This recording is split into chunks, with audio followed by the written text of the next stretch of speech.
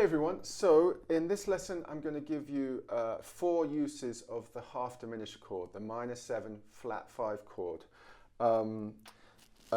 This is a very important chord to spell out on the bass and obviously make sure that you're not playing a natural fifth when there's a half diminished chord, especially in a traditional kind of straight ahead jazz setting.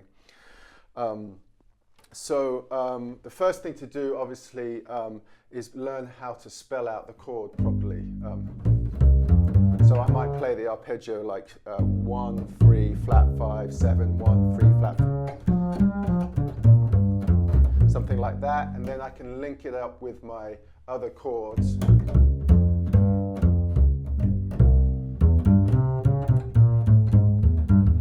Linking it up with my other chords. So you have to learn how to spell that out and make sure that you can hear that natural fifth.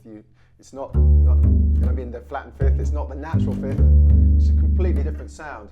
The good example I use for hearing the difference is when Miles Davis plays Stella by Starlight on the My Funny Valentine album, which the first chord of Stella by Starlight is usually E half diminished, but there's a moment in that when they open it up, when it starts walking, and then there's a natural fifth in the chord, and Miles plays it, and Herbie opens up that voicing. So it's a huge release compared to the half diminished sound. So make sure that you hear that half diminished sound. Now, getting back to the uses, I'm going to use What Is This Thing Called Love as an example. So the first section of What Is This Thing Called Love is G half diminished to C7 flat 9 to F minor, and then there's a D half diminished to G7 sharp 5 because it's in the melody.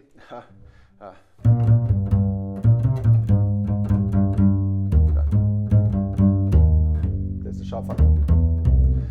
So the second half diminished 2 5 goes to the major. Let's just deal with the G half diminished. So the first usage, and many of you will obviously know this, is the 7th degree of the major scale mode, which is called Locrian, if you care. So it would be A flat major. So I'll play the scale from the G of A flat major scale from the G.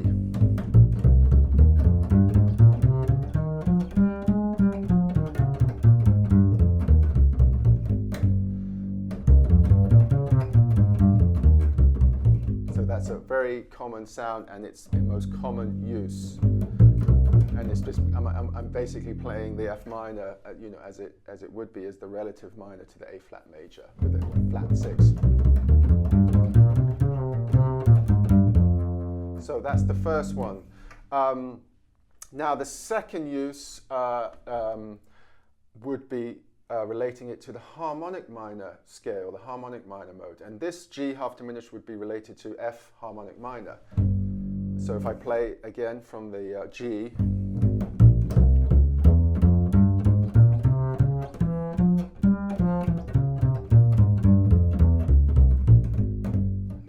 now this is nice because it fits in with the dominant chord which comes after the half diminished, which is the C7 flat 9, and it fits in the notes. It has those notes in that chord.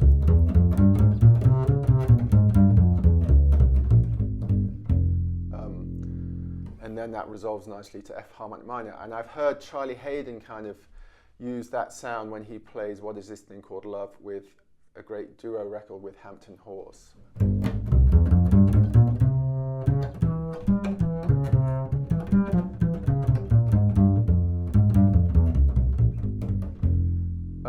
So that is the second use of that half diminished. Now the third use, I'm going to think of it as the diminished, diminished arpeggio first. So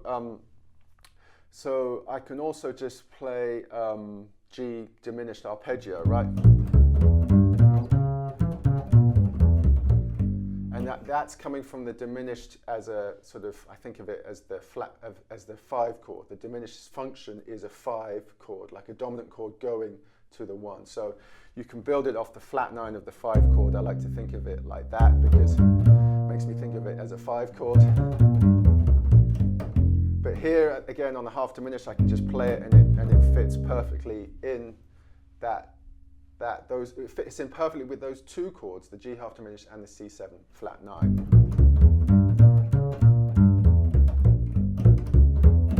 You can just do that. So the diminished arpeggios, so now learn all your diminished arpeggios. There's only 3 of them, one starting from E, starting from F, and then starting from F sharp. And learn, especially double bass players, learn to use the open strings.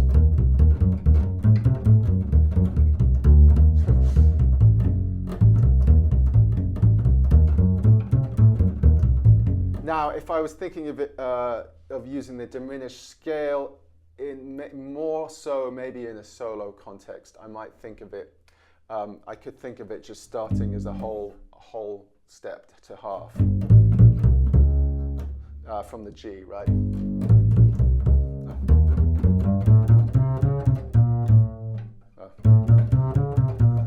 then resolving to F. So if I wanted to use the scale in that context. But again, with walking, it's tricky because it gets a bit kind of vague if you start using those extra kind of notes from the diminished scale.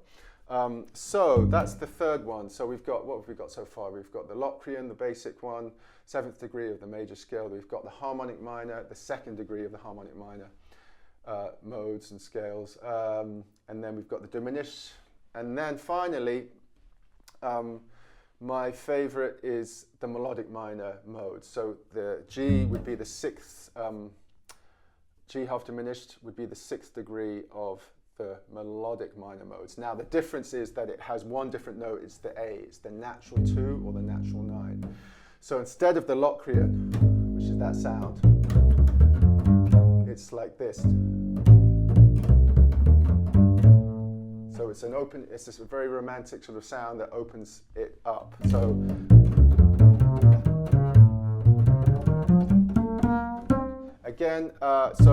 again, in this context, with what is this thing called love, because it's usually moving quite fast, I might not do that. I use the melodic minor, or I might go straight to the 5 chord and make the 5 chord an altered, and make that D flat melodic minor. So if you don't know your melodic minor modes and your harmonic minor modes, really just learn them. Now, I have this thing, I think you can buy, it's called 3 Indispensable Exercises in All Keys. Now, it's an exercise primarily for electric bass, and the chords don't spell out all the voicings I've put in there, but I've written the chord symbols of the melodic minor modes, the major modes, the melodic minor modes, and the harmonic minor modes. And not kind of some crappy guitar kind of chords that you find online. I've written them as you would see kind of in a context of a jazz composition. So, and some slash chords too. So if you don't know them, check out the 3 Indispensable Exercises in All Keys, or come to me and ask me for advice or whatever. So that's the melodic minor. So definitely, if it was a ballad, a slower thing, I would open up that G half diminished. And even just to get sounds on any of these chords, just do what I'm doing right now, which is obviously I've played scales. I can play the scales well, and I know different ways of getting around these scales. But just find sounds that you like out of time, and hear them. Really hear the notes, and don't skate over that harmony. So I guess if I was getting onto the 2/5 to the C major, because it's resolving to a C major, I might treat it a bit differently.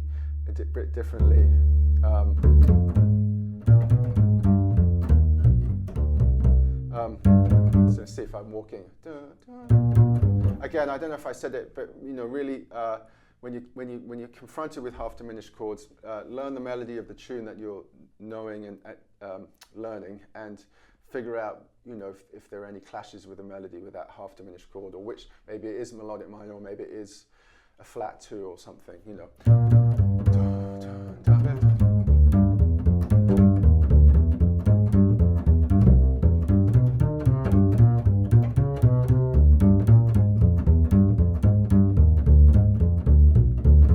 Yeah, definitely. I'm just playing, so seeing what I do. I think on that second one, I'm definitely thinking of it. I was definitely thinking of F melodic minor from that D half diminished. then changing it to the 5 chord. Thinking of that 5 chord as an altered 2, so it would be A flat melodic minor. And then obviously just then the diminished, I'm really thinking of that, the diminished going to the major. So another lesson I've done a while ago is like practicing walking using the diminished arpeggios, and I think I break it down of just playing 1 bar of the 1 and then 1 bar of the diminished. I mean, I was thinking of it in terms of softly as a morning sunrise. So if it's like softly, which is C minor, D half diminished, G, C, right? It's kind of turn around. So if I go C minor, D diminished, C minor, it's diminished, C minor, diminished, C minor, diminished. So basically I'm just playing, generally the triad when I'm playing the C minor, the arpeggio, and then just the diminished arpeggio built off the flat 9 of the 5 chord. So that would be a way to practice it in your walking.